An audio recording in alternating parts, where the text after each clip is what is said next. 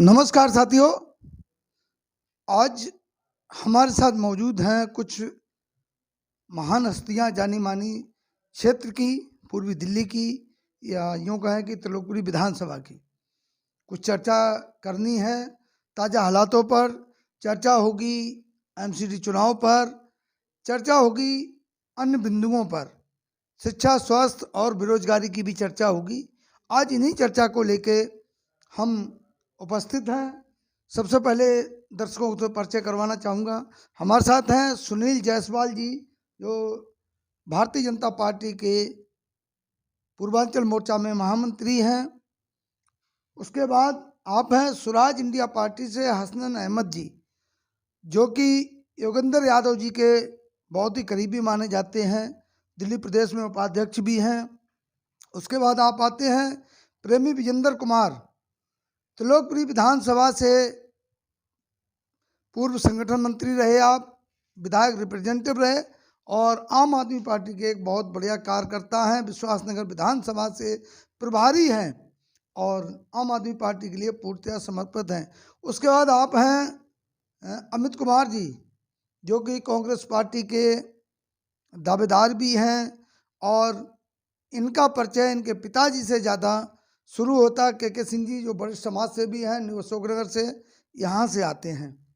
तो आज दिल्ली मॉडल को लेकर पंजाब में और उत्तराखंड में, मणिपुर, गोवा और जो है चुनाव लड़ा जा रहा है 5 स्टेटों में दिल्ली के मॉडल को लेके, और आप कह रहे हैं कि दिल्ली का विकास ही नहीं है। ये सब जो है ढकोसलेबाजी है। जैसे कि आम आदमी पार्टी ने दिल्ली को ठगने का काम किया है, वैसे ही अगर यह है कि आम आदमी पार्टी की सरकार पंजाब में बन जाती है, जैसे कि दिल्ली की जनता को ठगा है, वो वैसे ही काम पंजाब की जनता को ठगने का। दिल्ली में विकास नहीं दिख रहा है, पंजाब में सरकार बन रही है। पंजाब में उनको अभी मान जी को उन्होंने दिया, इधर नशे का क्या, वो तो एक नशेड़ी आदमी को मुख्यमंत्री बनाने जा रहे हैं। हाँ। अभी सोच को क्या कर सकते हैं, उनको सत्ता पाने के लिए कुछ भी करेंगे। अच्छा, तो क्या लगता है पंजाब से आप गए? पंजाब से ये लड़ रहे हैं, उसकी मजबूरी ये है कि वहाँ पे कांग्रेस से भी लोग उब चुके हैं, वहाँ बदलाव चाह रहे हैं। तो बदलाव के चक्कर में ये चाह रहे हैं कुछ लाभ उठा जाएं, लेकिन उठा नहीं पाएंगे। कांग्रेस का किस पहले तो ये खुद ही सीएम बनना चाह रहे थे। इनके कुमार विश्वास कहते हैं, वो आपने कभी सुना होगा तो कह रहे हैं कि इनका था कि मनीष सिसोदिया को दे दें दिल्ली और मैं चला जाऊं पंजाब में, वहाँ चीफ मिनिस्टर बन जाऊं। कुमार विश्वास इनके मित्र ने कहा कि नहीं, यहाँ गैर सिख को कोई बर्दाश्त नहीं करेंगे। अब इनको सद्बुद्धि आई है, लेकिन अब वहाँ कोई कैंडिडेट ही नहीं है, तो किसी नशेड़ी को दे दिया कि अब सीएम बन जाओ वहाँ पे। क्या लगता है, पंजाब की तो दावेदारी आपकी पक्की लग रही है? पंजाब में लगभग 70 से 75 सीटें लेकर के आम आदमी पार्टी आ रही है। और जैसा अभी जायसवाल साहब ने कहा ना कि कांग्रेस और भाजपा बोलते बोलते रुक गए, अकाली और भाजपा और अकाली से भी ऊब चुके हैं। गठबंधन है भाजपा अकाली का। आम आदमी पार्टी अपनी नीतियों के आधार पर वोट मांग रही है जनता से। दिल्ली मॉडल है, दिल्ली मॉडल को कॉपी कर रहे हैं लोग। कर्नाटका में देश के गृह मंत्री जाकर के कहते हैं कि हम कर्नाटका में 200 यूनिट बिजली फ्री देंगे। मॉडल को कॉपी कर रहे हैं ना। इसका मतलब दिल्ली सरकार गलत नहीं कर रही है। दिल्ली सरकार आपके पैसे ने, जो आपने टैक्स दिया, उसमें से आपको कुछ ना कुछ अंश लौटा रही है। अगर वो गलत है तो आप क्यों दावेदारी कर रहे हैं कर्नाटका में, क्यों मणिपुर के चुनाव में कह रहे हैं कि हम आपको 200 यूनिट फ्री देंगे। अब और ये तो अभी देखो 300 यूनिट की दावेदारी की है कि 300 यूनिट बिजली फ्री देंगे यूपी में।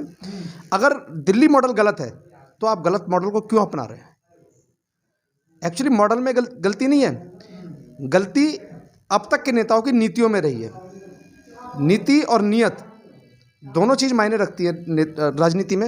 इनकी नीतियाँ ये थी कि भाई पैसा कैसे भी आता रहे लोगों से, गरीब गरीब होता चला गया, अमीर। अभी देखिए दिल्ली में बिजली फ्री है, पानी फ्री है और आपका महिलाओं का बस का किराया फ्री है। ये तीनों चीज़ें जिन लोग जो बहुत हैंड टू माउथ लोग हैं, उनसे पूछो ना इसका असर क्या है उस पर, उनके जीवन पर क्या असर है इस बात का। तो वो बहुत खुश हैं इस बात से कि हम सेविंग्स कर पा रहे हैं। जो पहले कर्जा लेकर के चीज़ें निपटानी पड़ रही थी दिल्ली जैसे महंगे शहर में रहने पर, उन चीज़ों में बहुत सारे लाभ दिल्ली की आम जनता को है। और इसी मॉडल को कॉपी करते हुए तमाम राजनीतिक दल दावे कर रहे हैं कि हम ये फ्री देंगे, हम वो फ्री देंगे। अगर नीति में गलती होती तो शायद कोई नहीं कर रहा होता। क्या लगता है कि 5 राज्यों में चुनाव है, कांग्रेस की वापसी आएगी? बिल्कुल आएगी। पंजाब में मुझे लगता है 80 से 85 सीट हम लेके आएंगे। और रही जैसे इन्होंने बताया कि दिल्ली में विकास, दिल्ली में पूछना चाहता हूँ विकास आपने कहाँ किया और कौन सी जगह किया है। एक मुझे बताएं कि हमने इस जगह पे विकास किया है। हमारे सीएम केजरीवाल जी कहते थे मोहल्ला क्लिनिक विकास नहीं मानते उसको? कौन सी जगह मोहल्ला क्लिनिक बनाया? हमारे आसपास तो कहीं मुझे नज़र नहीं आ रहा। अगर बना भी है तो उसके अंदर ताले लगे हुए हैं, कोई डॉक्टर नहीं है, दवाइयाँ नहीं हैं, दवाइयाँ हैं तो एक्सपायरी डेट की हैं। अगर कोई मोहल्ला क्लिनिक है भी तो उसके अंदर जानवर लेटे हुए हैं, कोई साफ़ सफाई नहीं है। हमारे नियरेस्ट में अगर देखोगे आपने वार्ड 4E में तो एक भी आज तक नहीं बना मोहल्ला क्लिनिक। बिजली पानी वाईफाई का तो फायदा उठा रहे हो ना? इसको मॉडल नहीं कहते, मॉडल कहते हैं विकास को। विकास क्या है वो बताएं कि ये विकास है। आपने क्या किया विकास? कहाँ मोहल्ला क्लिनिक है? कहाँ? बस ये किसी चीज़ को रेनोवेट करने से कोई विकास नहीं हो जाता है। अगर मैंने मकान बनाया, मकान 20 साल पुराना, उसको पेंट करने से उसको विकास नहीं कहते हैं। आपने क्या नया करा? आपने अपने विधायकों की तनख्वाह बढ़ा रखी है। आपने कहा कि मैं अपनी पर्सनल व्हीकल नहीं लूँ, मैं सरकारी कोई व्हीकल यूज़ नहीं करूँगा, अपना पर्सनल व्हीकल यूज़ करूँगा। आज की डेट में आपकी जो पीछे 5 से 10 गाड़ियाँ लगी हैं, उनका खर्च कहाँ से आता है? आपके MLA की तनख्वाह 4.5 से 5 लाख रुपए है। आप इसको घटा दो, बहुत अच्छा रहेगा। MLA की सैलरी 82,000 रुपये, 52,000 रुपये सैलरी है, 30,000 रुपये विधायक जो कार्यालय उसका खर्चा है, जो उसके एम्प्लॉई हैं। सिर्फ 82,000 रुपये विधायक के अकाउंट में आते हैं, जिसमें से 30,000 रुपये वो जो ऑफिस का स्टाफ है उसको मेंटेन करने में खर्च करते हैं। सिर्फ 82। ये अफवाह है कि 2.5 लाख हो गई, 3 लाख प्रस्तावित है। LG साहब ने रोक के रखा है, पिछले 7 साल से रुकी हुई फाइलें। तो ये थे आबकारी नीति पर उन्होंने किसी से राय ली, अपने किसी विधायकों से कोई पास कराया, लेकिन वो तो अब उनके मन में जानते हैं। मैं एक और बात क्लियर कर दूं, इनके मन में जो इच्छा है ना, दिल्ली में दिल्ली पुलिस इनके पास नहीं है। पंजाब में अगर जीत गए, सपना देख रहे हैं, जीतेंगे नहीं तो पंजाब पुलिस हो जाएगी और यहाँ दारू बेच रहे हैं, वहाँ ड्रग्स बेचेंगे और ये पैसे कमाएंगे और हमारा बॉर्डर असुरक्षित हो जाएगा। तो पंजाब की जनता को ध्यान देना चाहिए कि अगर जो भी बॉर्डर इलाका है, अगर ये वहाँ चले गए तो ड्रग बेचेंगे। और आपको मुख्यमंत्री देख ही रही है किसको बनाया है,